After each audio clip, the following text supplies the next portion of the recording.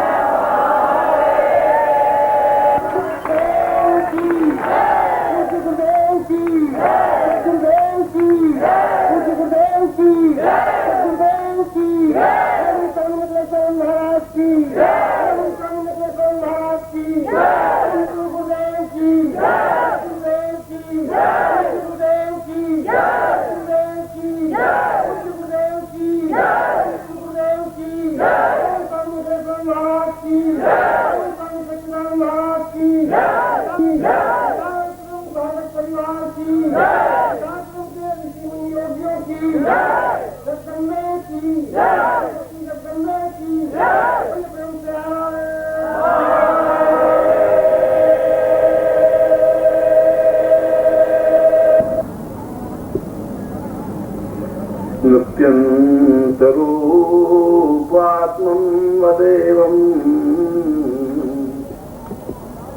ज्ञानं वदेवं गुरुर्वैवदेवं प्राणोच्छवासमभिवन्तसवनं तदेवम् आत्मस्वरूपं गुरुवै प्रणम्यम्। मेरे जीवन में बहुत भटकाव था, क्योंकि मुझे अपने जीवन का कोई रास्ता ज्ञात नहीं था। मेरे जीवन में बहुत अंधेरा था, क्योंकि कोई ऐसी किरण नहीं थी जिसको पकड़ करके मैं जिंदगी के अंतिम छोर तक पहुंच सकूं। और मेरी जिंदगी में कोई ऐसी साधना या ऐसा कोई इष्ट नहीं था जिसके माध्यम से मैं जीवन के सूत्रों को पकड़ सकूं। पहली बार मैं अपनी आत्मा के माध्यम से पूर्ण श्रवण होकर के उस गुरु के चरणों में समर्पित होने की क्रिया जानना चाहता हूं, जो अपने आप में ही पूर्णता का प्रतीक है। और ऐसी ही क्रिया के रूप में मैं आपको आशीर्वाद देता हूं कि आप जीवन में परिपूर्णता प्राप्त कर सकें।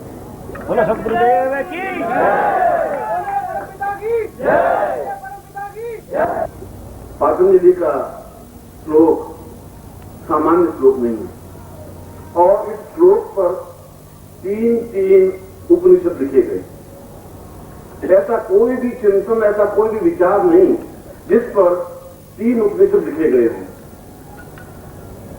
उपनिषद का तात्पर्य एक सूत्र और सूत्र को समझने की व्याख्या, क्योंकि उन ऋषियों ने सूत्र छोड़ दिए, लिख दिया, चिंतन छोड़ दिया, मगर उस चिंतन को समझने के लिए उसके विस्तार की जरूरत पड़ी। और वह जो विस्तार जो किया गया, उस विस्तार को, उस फैलाव को, उस ज्ञान की गरिमा को उपनिषद नाम दिया गया। पहली बार शिष्योपनिषद में, पहली बार तैत्तरीयोपनिषद में और पहली बार कठोपनिषद में इस एक श्लोक के सूत्र को गहराई के साथ समझा गया है।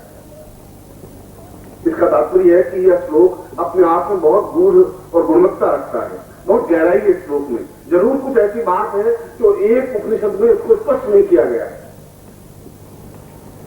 और इसमें कहा गया है कि शिष्य कैसा होना चाहिए और गुरु जीवन में क्यों आवश्यक है। तुम मेरी धड़कन हो, मेरी चेतना हो, उस बात को मैं जानता हूं। तुम अलग होते हो तो उतना ही दुख, उतनी वेदना होती है। जैसे मेरे शरीर का कोई अंग कटता है और वेदना होती है, उतना ही एहसास होता है, और तुम्हें भी उतना ही एहसास होता है। और हकीकत में देखा जाए तो मैं तुम्हें बहुत ज्यादा प्यार करता हूं, बहुत असीम प्यार करता हूं। शायद तुमसे ज्यादा आनंद मुझे सन्यास शिक्षण से मिलता है। उनकी आंखों में बहुत आंसू हैं, उनकी हृदय में बहुत छटपटाहट है, बहुत वेदना है। जब मैं जाता हूं तो वे विभ्वल हो जाते हैं। वे साधिकाएं, वे सन्यासिनियां बाहर बिखेर करके सो जाती हैं। वो कहती है कि आप मेरे सीने पर पांव रख के जा सकते हैं, यूं आप नहीं जा सकते। इतनी विवलता, इतनी करुणा है, इतना अटैचमेंट है। इतने वर्ष होने के बावजूद भी एक क्षण के लिए भुला नहीं पाए, मगर उसके बावजूद भी मैं एहसास करता हूं कि वे संबंध हैं, मगर उनसे भी ज्यादा संबंध तुम्हारे हृदय से मेरे संबंध हैं। क्योंकि कई कई जन्मों से तुम मुझसे जुड़े हुए हो। पहला जन्म नहीं तुम्हारा, पहली बार तुम मुझसे नहीं मिले हो। और मुझे उस लेवल पर तुम्हें पहुंचाना ही है, उस आनंद को, उस आनंद में तुम्हें ले जाना है। ये मेरी ड्यूटी है, मेरा कर्तव्य है। उनमें तुम्हें मुझे ढूंढने की जरूरत नहीं है। इसलिए मैं जो बार बार कहता हूं कि तुम्हारा मेरा आत्मीय संबंध है, तो पहली बार तुम्हें मैंने दीक्षित दिया, पहली बार तुम्हारे शरीर को मैंने अपने शरीर का हिस्सा बनाया, पहली बार बनाया। ये बहुत कठिन काम था। मैं जानता था कि किसी और के शरीर को बिल्कुल परिवर्तन करने की क्रिया मैं जानता था, मैं करता हूं और मैंने किया है। पहली बार तुम्हारे शरीर में अपनी चेतना दी, पहली बार तुम्हारे शरीर को खत्म करके अपनी प्राणस्मिता दी, अपनी ऊर्जा दी, अपने प्राण दिए, अपनी खून दिया, रक्त दिया, जिंदगी दी, पहली बार दिया। इसलिए दिया